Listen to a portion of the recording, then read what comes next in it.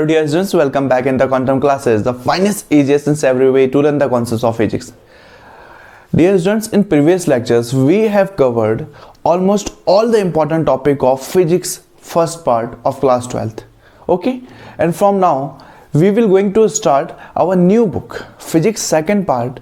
And कहाँ से start होता है सेकंड पार्ट, आपको पता ही है, ऑप्टिक्स से. ठीक है, तो आज से हम रे ऑप्टिक्स से स्टार्ट कर रहे हैं. हमें पता है ऑप्टिक्स दो पार्ट में डिवाइडेड है, एक ray optics then wave optics. और दोनों ये टॉपिक मिल करके ऑप्टिक्स को कंप्लीट करते हैं. रे ऑप्टिक्स को हिंदी में कहते हैं किरण प्रकाशिकी और वेव ऑप्टिक्स को कहते हैं तरंग प्रकाशिकी. Okay, and then from now we will going to discuss about ray optics, and in today's lecture we will going to discuss about basic concepts of ray optics. ठीक है, आपको रे ऑप्टिक्स किरण प्रकाशिकी start करने से पहले ऐसे कौन से बेसिक कॉन्सेप्ट्स हैं जो क्लास 12th के बेस पे आपको पता होना चाहिए. इनको जाने बिना आप आगे बढ़ ही नहीं सकते हो. इसीलिए हम कहते हैं ना ऑप्टिक्स का खौफ है. पहला खौफ तो फर्स्ट बुक में था अल्टरनेटिंग करंट का. ठीक है, तो अल्टरनेटिंग करंट वाला चैप्टर आप देख ही सकते हो. अगर आपने नहीं देखा है ऊपर लिंक दिया हुआ है, आप उस पर क्लिक कीजिए, आप पहुंच जाओगे उस लेक्चर पे. उस अल्टरनेटिंग करंट का जितना भी खौफ था हमने प्रीवियस लेक्चर्स में हटा दिया है. आपके सीनियर्स कहते थे टफ था, इसका मतलब आप भी ये नहीं कहोगे कि टफ था. ठीक है, क्योंकि उन्होंने रटने की कोशिश की होगी, रट्टाफिकेशन पे गए होंगे, लेकिन आपने कॉन्सेप्ट समझा. और जब फिजिक्स में कॉन्सेप्ट समझते हैं ना तो कोई भी चीज टफ नहीं लगती है, इंटरेस्टिंग लगती है. ओके, तो ऐसे ही ऑप्टिक्स को तो सबसे ज्यादा खौफ है पूरी बुक में. फिजिक्स की पूरी एंटायर बुक, चाहे फर्स्ट पार्ट से सेकंड पार्ट, ऑप्टिक्स का एक मोनोपोली है डर के मामले पे. एक एकाधिकार है कि इससे ज्यादा टफ डिफिकल्ट टॉपिक हो ही नहीं सकता फिजिक्स में. ये टास्क भी हमने एक्सेप्ट कर लिया कि अब हम ऑप्टिक्स को आपके सबसे सिंपल टॉपिक में से एक बना देंगे. ठीक है, अच्छा मैं ये तो नहीं कहूंगा ना कि ऑप्टिक्स बिल्कुल सिंपल आसान है, बिल्कुल ऐसे जैसे बच्चों का गेम, नहीं, इतनी बड़ी बात नहीं बोलने वाला हूं मैं. ऑप्टिक्स में चाहिए होती है कंसिस्टेंसी एंड फोकस और थोड़ा सा सब्र, पेशेंस चाहिए होता है थोड़ा. ओके, और हर बार मैं यही कहता हूं, अगर आपको हाथी को खाना हो, एलिफेंट को खाना हो, तो इसका मतलब ये नहीं कि आप एक ही बार में खाने चले गए. ऐसा नहीं कि आप छुरी कांटा लेने चले गए. मतलब कहने का मतलब ये है कि आपको बड़ा सिलेबस अगर कंप्लीट करना होता है ना तो उसे बिट बिट करके खाना चाहिए, मतलब पढ़ना चाहिए. ठीक है, तो वैसे ही ऑप्टिक्स के हर डेरिवेशंस होते हैं, बड़े बड़े डेरिवेशंस होते हैं, लेकिन एक ही बार में आप देखोगे ना डेरिवेशन का स्क्रीनशॉट लेके तो आपको ऑब्वियस ही बात है टफ लगेगा. ठीक है, तो उन डेरिवेशंस को बिट बिट करके खाओ. मतलब एक स्टेप कंप्लीट हुआ तो आप समझ लो कि वो स्टेप आपके समझ में आया कि नहीं आया, और डेफिनेटली आपके समझ में आएगा. अगर आप एक ही बार में पूरा डेरिवेशन देखोगे ना फर्स्ट टाइम में तो बिल्कुल समझ में नहीं आने वाले कि हुआ क्या, लेकिन बिट बिट करके देखोगे ना तो डेफिनेटली 100% गारंटी देता हूं कि आपको समझ में आएगा. और बिट बिट करके जब सारे बिट्स को एक साथ जोड़ोगे देन आपका वो पूरा कंप्लीट डेरिवेशन बनेगा, और वो वैसा ही डेरिवेशन बनेगा जैसे कि हमने प्रीवियस चैप्टर्स में देखा है. अल्टरनेटिंग करंट में देखा हमने, गॉस थ्योरम में दुनिया भर के डेरिवेशंस देखे, बायो-सेवर्ट्स लॉ, एम्पियर्स लॉ में दुनिया भर के डेरिवेशन, वैसा ही लगेगा. ठीक है, तो इसके लिए कोई अलग सा खौफ मत पालो और पहले ही दिमाग में माइंडसेट मत कर लो कि ऑप्टिक्स टफ है. फिजिक्स आसान है, ऑप्टिक्स भी आसान ही है, बस कॉन्सेप्ट को समझो. यहाँ पे ज्यादा रट्टाफिकेशन के चक्कर में मत पड़ो, ऑप्टिक्स रट्टाफिकेशन के लायक है ही नहीं. ठीक है, स्पेशली रे ऑप्टिक्स तो बिल्कुल भी आप रट्टाफिकेशन से नहीं चल सकते. ओके, तो ज्यादा समय ना गंवाते हुए हम स्टार्ट करते हैं आज की हमारी रे ऑप्टिक्स की क्लास, जिसमें हम ऑप्टिक्स के बेसिक्स डिस्कस करेंगे जो क्लास 12th के अकॉर्डिंग आपको पता होना चाहिए. ओके, तो बेसिक्स पॉइंट डिस्कस कर लेते हैं. अच्छा, बेसिक पॉइंट डिस्कस करने का मतलब ये नहीं ना कि मैं यहाँ पे आपको law of reflection, law of refraction, अपवर्तन का नियम, परावर्तन का नियम पढ़ाने जा रहा हूँ. ठीक है, इतना तो मैं उम्मीद रखता ही हूँ आपसे, इतना तो होप रख ही सकता हूँ कि आपको law of reflection, law of refraction अच्छे से पढ़ा है. ठीक है, क्लास 12 से पहले हमने हजारों बार पढ़ा है यार ये टॉपिक. ठीक है, तो बेसिक का मतलब ये नहीं कि मैं आपको वो सब पढ़ाने जा रहा हूँ. ठीक है, और बेसिक का मतलब ये है कि फिजिक्स क्लास 12th में ऑप्टिक्स में जितने भी डेरिवेशन होते हैं वो नॉर्मली किस बेसिक कॉन्सेप्ट पे चलते हैं. ठीक है, ऐसे कौन से बेसिक पॉइंट्स हैं जो आपको डेरिवेशन के पॉइंट ऑफ व्यू से पता होना चाहिए. ठीक है, लॉज वगैरह नहीं पढ़ाने जा रहा हूं मैं, डेरिवेशंस के पॉइंट ऑफ व्यू से आपको बता रहा हूं क्या बेसिक पॉइंट है जो आपको पता होनी चाहिए. ओके, और ज्यादा से ज्यादा बेसिक में क्या जाए, law of reflection, law of refraction. इसके अलावा हम सबको पता है, क्या पता है हमें, कि कोई भी मिरर हो या लेंस हो किससे मिलकर बना होता है. मैं अगर मिरर का एग्जांपल लूं तो एक ये होता है स्फेरिकल सरफेस से मिलकर बनता है, ये स्फेरिकल सरफेस से. ओके, और स्फेरिकल सरफेस के अकॉर्डिंग ये दो पार्ट में डिवाइड होते हैं जब हम उस स्फेरिकल सरफेस को बीच से कट करेंगे। सपोज ये कोई स्फेरिकल सरफेस हो गया हमारा, सपोज ये हमारा कोई स्फेरिकल सरफेस हो गया, ये जब उस स्फेरिकल सरफेस को हम बीच से कट करेंगे देन ये दो पार्ट में डिवाइड होगा। कैसे दो पार्ट? एक सपोज ये ऐसा हो गया और दूसरा ये ऐसा हो गया। ओके, जब हम इसे मिला देंगे तो ये क्या होगा, एक स्फेरिकल सरफेस का तो पार्ट होगा। ओके, देन हम स्फेरिकल सरफेस को, किसी भी स्फेरिकल सरफेस को या मिरर को दो पार्ट में कैसे डिवाइड करते हैं? पहला पार्ट हो गया हमारा ये, सेकंड ये। मतलब अगर कोई लाइट बीम लेफ्ट साइड से इस पे स्ट्राइक कर रही है, कोलाइड हो रही है सरफेस से, और देन उसके बाद ये वापस लौट आ रही है, रिफ्लेक्ट हो जा रही है। और अगर ये मिरर है, ठीक है, मिरर की केस लिया ना, तो मिरर का एक पार्ट आपको पता है पॉलिश्ड होता है, सिल्वर ब्रोमाइड की पॉलिश होती है, और अगर वो पॉलिश नहीं हुआ तो हम उसे लेंस कहते हैं। इतना सा डिफरेंस होता है मिरर और लेंस में। तो ये अगर पॉलिश है तो ये वापस लौट आएगी। और इस टाइप के जो मिरर होंगे उसे हम क्या कहेंगे? इसे हम कहेंगे कॉन्वेक्स मिरर, कॉन्वेक्स। ऐसे ही अगर ये है और लाइट इसके लेफ्ट हैंड साइड से स्ट्राइक हो रही है इसके सरफेस पे, और देन ये अगर वापस लौट आए, ये वापस लौट रही है।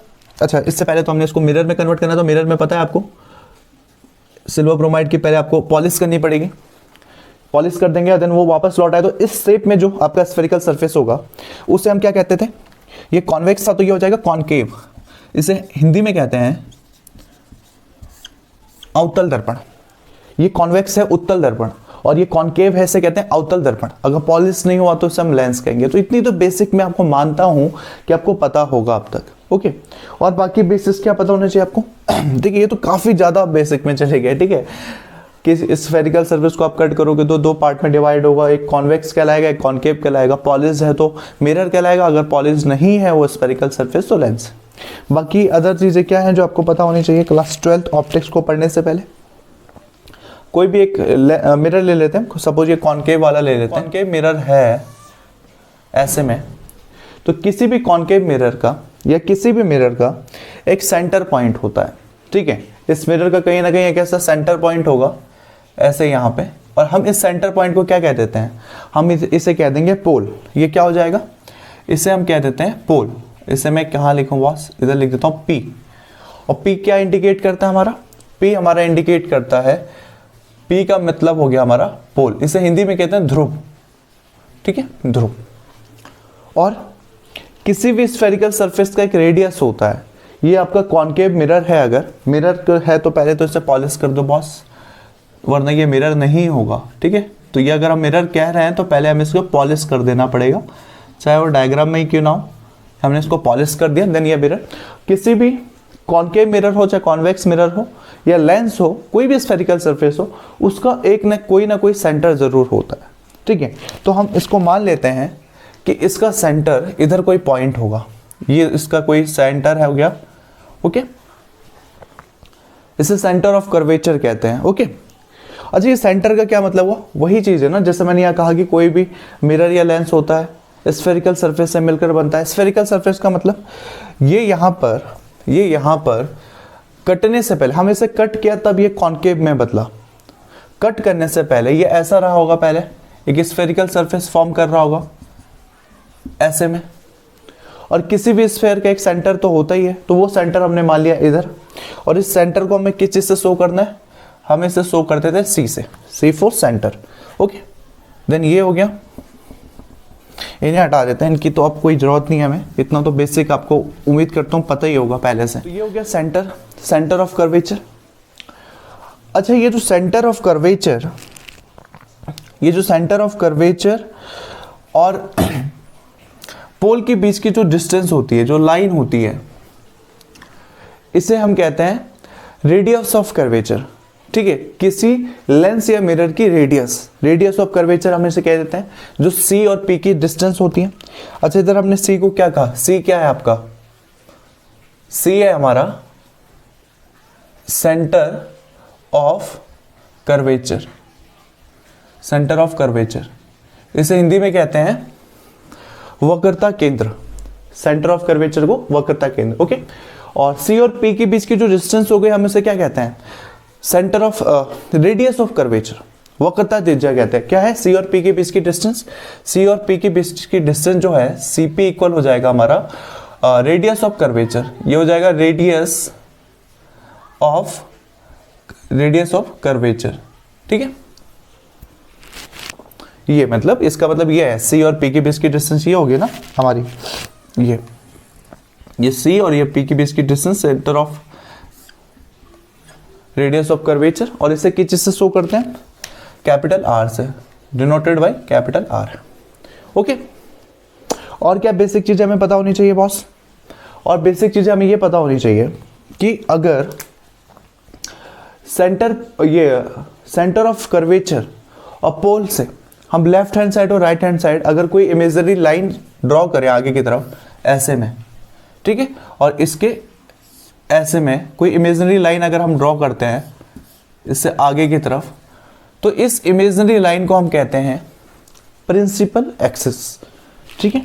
क्या कहलाएगा ये इमेजिनरी लाइन, ये जो इमेजिनरी लाइन है इसे हम क्या कह लेते हैं, इसे हम कह देंगे प्रिंसिपल एक्सिस, ठीक है। इसे हिंदी में कहते हैं मुख्य अक्ष, principal axis. Okay, I hope आपको ये भी पता होगा पहले से। और हमें क्या पता होना चाहिए बॉस, और क्या रह गया, अच्छा हाँ, सबसे मेन चीज रह गया यहाँ पे, अगर कोई लाइट स्ट्राइक कर रही है इस कॉनकेव मिरर पे, ठीक है, कोलाइड हो रही है, टकरा रही है, इस लाइट को हम कहेंगे, जो सबसे पहले फर्स्ट पार्ट में अगर टकराएगी कोलाइड करिए तो हम इसे कहेंगे इंसिडेंट लाइट या इंसिडेंट रे, आपतित किरण। ओके, ऐसे एक लाइट ऐसे मान लो ऐसे आई, और ये लाइट ध्यान देना, ये लाइट इस प्रिंसिपल एक्सिस के पैरेलल है, समानांतर है, बिल्कुल सामने, ऊपर से लाइट आ रही है तो नीचे पैरेलल है, क्या है, प्रिंसिपल एक्सिस, आमने सामने है बिल्कुल, ठीक है। वैसे एक और लाइट मान लो आप यहां से, ऐसे ये लाइट स्ट्राइक कर रही है, ये लाइट भी प्रिंसिपल एक्सिस के पैरेलल है, मान लो ये वाली लाइट भी प्रिंसिपल एक्सिस के पैरेलल है, तो ये सारी लाइटें जब रिफ्लेक्ट होंगी, ये ऐसे जाएगा, ये लाइट ऐसे में आएगा, ऐसे में, ऐसे, देन ये नीचे से लाइट बीम ये भी ऐसे में जाएगी। तो हमें यहां पे क्या चीज मिल रहा है, हमें मिल रहा है कि इस पॉइंट पे, इस पर्टिकुलर पॉइंट पे जितनी भी लाइट रेज हैं, जितनी भी रेज हैं वो आकर के मिल रही हैं, ठीक है। इसी पॉइंट को हम कहते हैं फोकल लेंथ या फोकस केंद्र, फोकस बिंदु, ठीक है। और इस जो फोकल लेंथ से पोल के बीच की जो डिस्टेंस होती है, ये आपकी डिस्टेंस हो गई फोकल लेंथ से, और ये पोल के बीच की जो डिस्टेंस हो गई इसको हम शो करते हैं स्मॉल एफ से, और इसी स्मॉल एफ को क्या कह देते हैं हम, इसी स्मॉल एफ को हम कह देते हैं फोकल लेंथ, फोकल लेंथ या डिस्टेंस, इसे हिंदी में कहते हैं फोकस दूरी।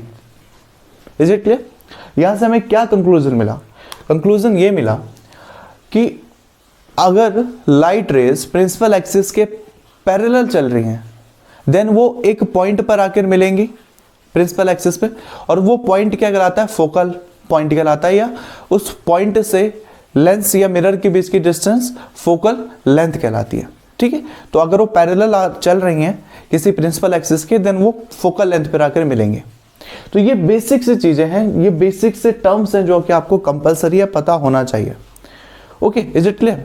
अच्छा, एक और चीज आप जान लो, जब हम पढ़ ही रहे, हम हर बार law of reflection, law of refraction में, अपवर्तन परावर्तन के नियम में एक वर्ड यूज करते हैं नॉर्मल, अभिलंब कहते हैं जैसे हिंदी में, अभिलंब, नॉर्मल लाइन। तो नॉर्मल लाइन सिंपल सा होता है, जहां पे ये लाइट कोलाइड हो रही है, टकरा रही है, इधर समझाता हूँ, इधर ज्यादा क्लियर रहेगा। देखो, मेरे कहने का मतलब ये है ना कि ऐसा हो गया, और ये हो गया इसकी प्रिंसिपल एक्सिस, और ये लाइट रे है जो कि प्रिंसिपल एक्सिस के पैरेलल आ रही है और फोकल लेंथ से होते हुए जा रही है। ओके, तो ये लाइट रे हो गया, और ये अगर कोई मिरर या लेंस है तो इसका कोई सेंटर होगा सी। तो सिंपल है, इसके सेंटर और इस पॉइंट को कोई नाम दे दो, इसका नाम दे दिया हमने एम दे दिया। तो सेंटर और एम के बीच की जो डिस्टेंस होगी या लाइन हो जो ड्रॉ करेंगे हम सी और एम के बीच की लाइन को, और ये इमेजिनरी लाइन होती है, यही लाइन हमारी क्या कहलाती है, नॉर्मल लाइन कहलाती है, ठीक है। अगर कर्वेचर, सेंटर ऑफ कर्वेचर और इस लाइट बीम से जो लाइन जहां पे कोलाइड हो रही है, टकरा रही है, उसके बीच अगर लाइन ड्रॉ करें हम, तो वही नॉर्मल लाइन कहलाती है, ठीक है। तो इतना हो गया बेसिक चीजें। अब हम आ जाते हैं, डिस्कस कर लेते हैं हमारी फिजिक्स क्लास 12th का पहला डेरिवेशन, ठीक है। पहला डेरिवेशन क्या है, जिसमें हम प्रूव करेंगे कि F इक्वल होता है R/2, जिसको हम बचपन से पढ़ते आ रहे हैं। ओके, तो देख लेते हैं हमारा डेरिवेशन। अच्छा, डेरिवेशन किस चीज़ का डिराइव कर रहे हैं, मैं आपको पहले भी बहुत बार बोल दिया मैंने। हम ये डिराइव कर रहे हैं, हमने ये चीज़ें बहुत पहले से भी पढ़ी हुई है। क्या होता है, हमने पढ़ा है focal length is always half of radius F equal R/2। हमने ये चीज़ें पढ़ी हुई हैं शुरू से ही। ओके, लेकिन अब हम बड़े हो गए हैं तो हमारी रिस्पॉन्सिबिलिटी बन गई है कि अब हम इसको जाने कि आया कहाँ से बॉस, F इक्वल R/2 कैसे, हाउ। अभी तो बिना कुछ पूछे सवाल पूछे, छोटे बच्चे थे ना अभी तक 12th से पहले तक, तो जो हाथ में थमाया जाता था हम उसको ले लेते थे।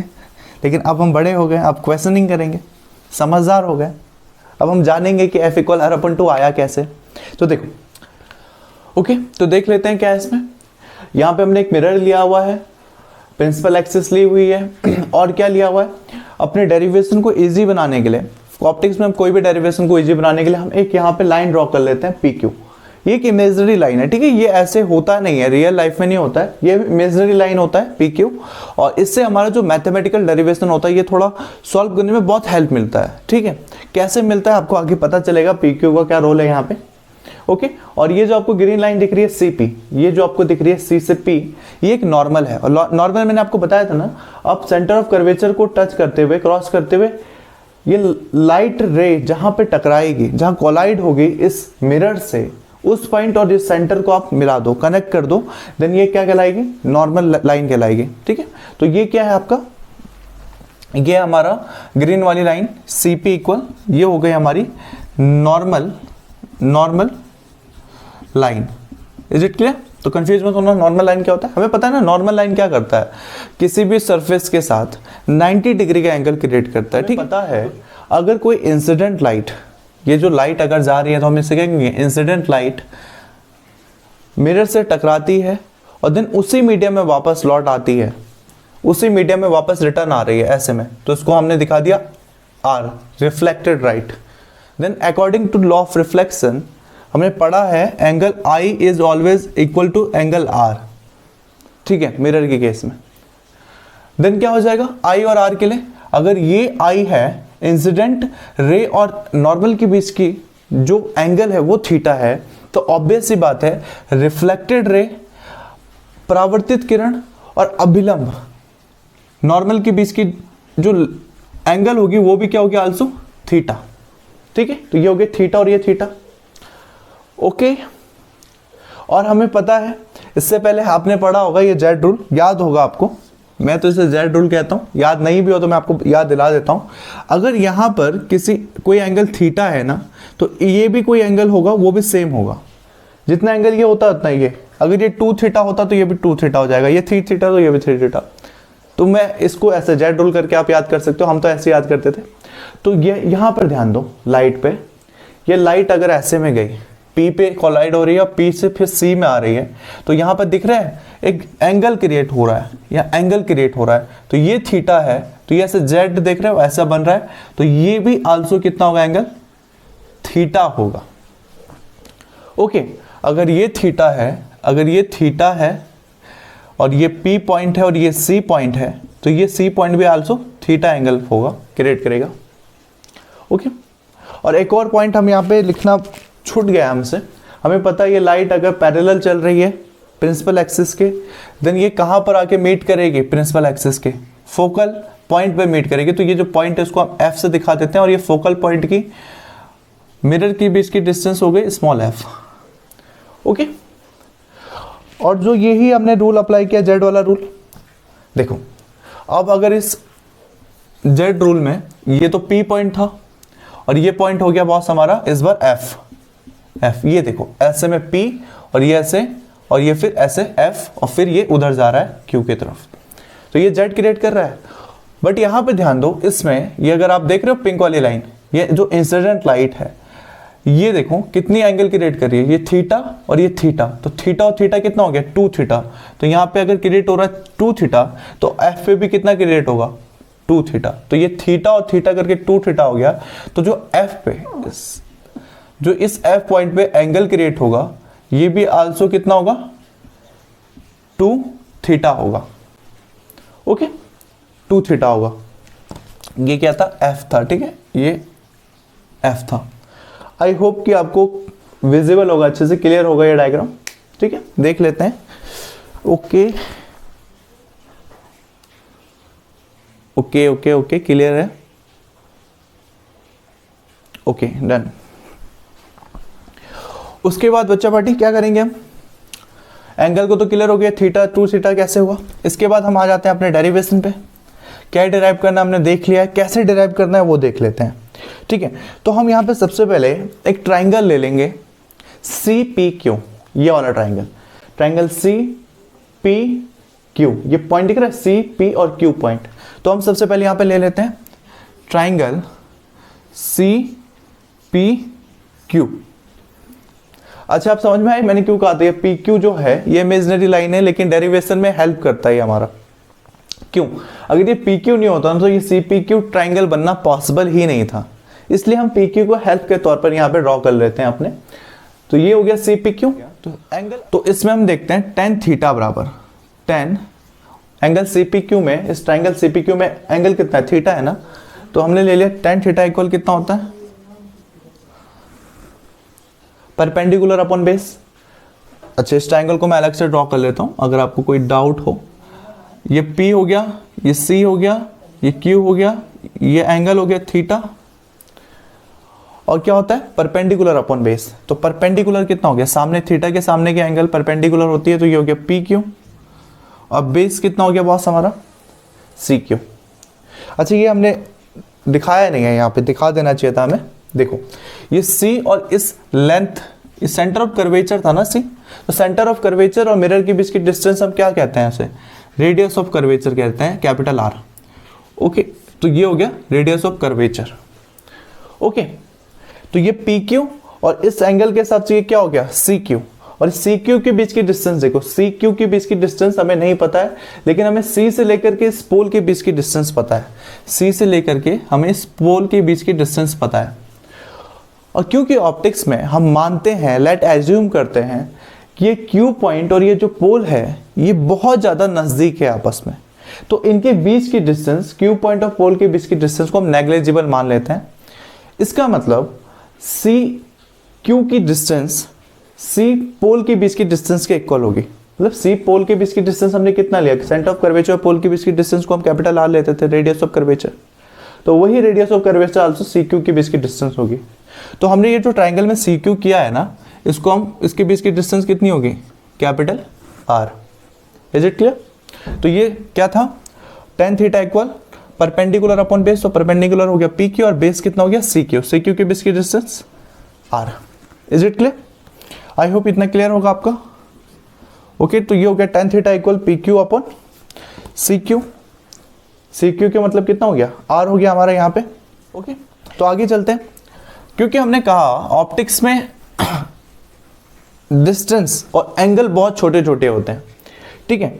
तो यहां पर मान लेते हैं कि ये एंगल बहुत छोटा एंगल है, तो छोटे एंगल के लिए हम ऑप्टिक्स में, आप देखना अभी तो स्टार्टिंग है, आप आगे जैसे जैसे जाओगे ना, तो छोटे एंगल के लिए हम ऐसा लिख सकते हैं, जब कोई एंगल छोटा अगर ड्रॉ हो रहा हो, क्रिएट हो रहा हो, तो हम tan थीटा को थीटा लिख सकते हैं, हम sin थीटा को थीटा लिख सकते हैं, हम cos थीटा को आल्सो थीटा लिख सकते हैं, ठीक है। ये सारे रूल्स आप देखना आगे बहुत ज़्यादा, अभी तो हम बेसिक्स डिस्कस कर रहे हैं ना, अभी फर्स्ट लेक्चर में हम अपने, तो ऐसे रूल्स बहुत ज़्यादा आगे चलने वाले हैं। तो वैसे ही क्योंकि एंगल बहुत छोटा है, इसलिए tan थीटा को हम आल्सो क्या पुट करेंगे यहाँ पे, tan थीटा को हम पुट करेंगे theta.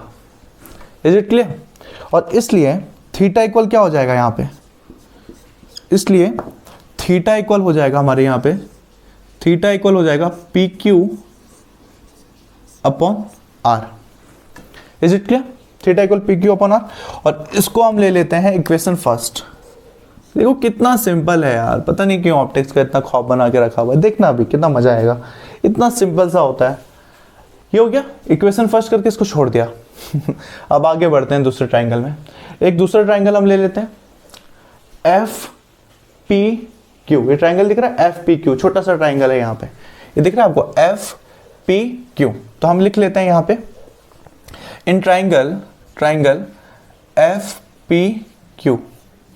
Okay, triangle F P Q में अगर आप देखो तो आल्सो हम इसमें क्या ले लेते हैं, tan थीटा ले लेते हैं। एफ पी क्यू दिख रहा है आपको यहाँ पे, एफ पी क्यू। अच्छा ठीक है, मैं यहाँ पे अलग से ड्रॉ कर लेता हूँ कहीं पे। ये हो गया एफ, और ये क्या बॉस, क्यू, और ये क्या है पॉइंट, ये है आपका पॉइंट पी, और देन इसे कनेक्ट कर दो।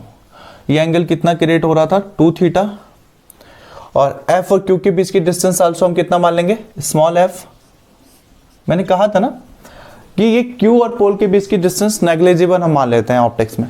तो अगर क्यू पी की डिस्टेंस नेग्लिजिबल है तो एफ क्यू इक्वल कितना होगा, एफ और पोल के बीच की डिस्टेंस को फोकल लेंथ हो जाएगा स्मॉल एफ। ओके, ये क्यू पी की, ये जो क्यू और पोल के बीच डिस्टेंस है ना, इसे नेग्लिजिबल मान लो। तो ये एफ पोल के बीच की डिस्टेंस एफ क्यू की जगह में स्मॉल एफ लिख सकते हैं। ओके, तो अगर हम इधर भी tan थीटा अप्लाई करें, tan थीटा, थीटा की जगह एंगल कितना है हमारे यहाँ पे, थीटा ना होकर यहाँ पे एंगल है 2 थीटा डबल, तो ये हो जाएगा angle tan 2 theta equal perpendicular upon base. तो एंगल की फ्रंट वाली जो आर्म होगी वो होगी परपेंडिकुलर, लंब अपॉन आधार पी क्यू, और आधार बेस कितना है हमारा, एफ क्यू कितना है, स्मॉल एफ। अगेन वही रूल अप्लाई करना है, क्योंकि एंगल बहुत छोटे हैं इसलिए हम tan 2 थीटा को क्या लिख सकते हैं, आल्सो सिंपल 2 थीटा लिख सकते हैं। अगर इसको हमने सिंपल 2 थीटा लिख दिया तो कितना हो जाएगा, ये हो जाएगा 2 theta equal P Q upon F. Is it clear? अच्छा, ये 2 थीटा है, अगर हम इससे भी थीटा निकालें, इस ट्राइंगल को हटा देते हैं, अब इसकी जरूरत नहीं है हमें। 2 थीटा अगर हम थीटा निकालें तो कितना हो जाता है यहाँ पे, ये हो जाता पी क्यू, और इधर 2 इंटू में था, इधर आ गया डिवाइड में अपॉन 2f, और इससे डाल लो आप इक्वेशन सेकेंड। आप देख सकते हो इक्वेशन फर्स्ट भी थीटा की वैल्यू शो कर रहा है और इक्वेशन सेकंड भी थीटा की वैल्यू शो कर रहा है।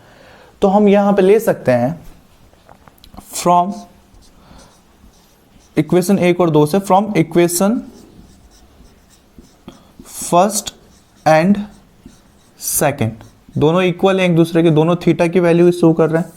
तो from equation first and second क्या हो जाएगा बॉस, यहाँ पे देखो इक्वेशन फर्स्ट क्या बोल रहा है, ये बोल रहा है theta equal P Q upon R, और इक्वेशन सेकंड क्या बोल रहा है, theta equal P Q upon 2f, P Q upon 2f।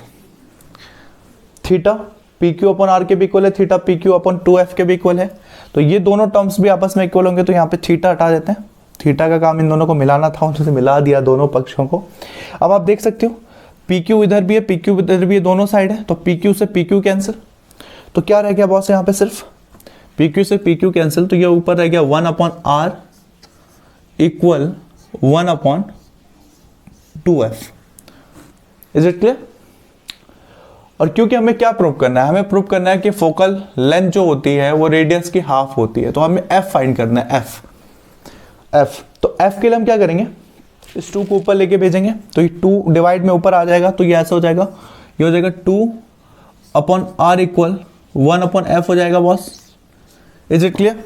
क्योंकि हमें f फाइंड करना है, जबकि हमारे पास 1 अपॉन f है, तो इस f को अगर उल्टा करें तो क्या हो जाएगा, यहाँ पे ये हो जाएगा 1 अपॉन f को अगर उल्टा करें तो ये हो जाएगा f, और ये 2 अपॉन r उल्टा होके क्या हो जाएगा, r अपॉन 2। इसको इस साइड से लिख लेते हैं, तो ये हो गया f equal r upon 2, focal length equal radius upon 2, और यही हमारा है मेन डेरिवेशन का आंसर। हमें पता था हमें ये डिराइव करना है, ठीक है। ओके, ये f इक्वल r अपॉन 2, तो देखो कितना सिंपल है। कुछ भी इसमें डिफिकल्ट लगा आपको, कुछ भी डिफिकल्ट लगा आपको इसमें, तो क्यों कह रहे हो कि यार फिजिक्स टफ है, आपके सीनियर्स कहते हैं कि ऑप्टिक्स टफ है, तो आप मान लो कि ऑप्टिक्स टफ है। मान लिया कि ऑप्टिक्स और चैप्टर जैसा इतना सिंपल भी नहीं है, लेकिन मैंने आपको स्टार्टिंग में कह दिया ऑप्टिक्स एक बड़ा गेम है यार, बड़ा हाथी है, हाथी को खाना है तो उसको पीस करके खाओ, बिट बिट करके खाओ, ठीक है। तो एक ही बार में डेरिवेशन देखोगे तो समझ में नहीं आएगा, बट छोटे छोटे हिस्से को समझ जाओगे ना। जैसे यहीं ले लो, आपने अगर इसको एक बार में देखना चाहा तो आपको थोड़ा कॉम्प्लिकेशन आ सकती है, लेकिन अगर आपने पहले एक पार्ट लिया ट्राइंगल सी पी क्यू, इससे समझ लिया तो छोटा सा हिस्सा आपने खा लिया। फिर एफ पी क्यू, आपने छोटा सा ये ट्राइंगल लिया, इसको समझ लिया तो आपने अगेन छोटा सा बिट खा लिया मतलब समझ लिया। देन अगेन इक्वेशन फर्स्ट और सेकंड, देन क्या आंसर आ गया। ऐसे ही छोटे छोटे ऐसे करके पूरी डेरिवेशन ऑप्टिक्स खत्म हो जाती है बॉस। ओके, तो पहले इसका स्क्रीनशॉट ले लो अच्छे। ओके, तो अभी के लिए इतना ही, मिलते हैं नेक्स्ट लेक्चर में।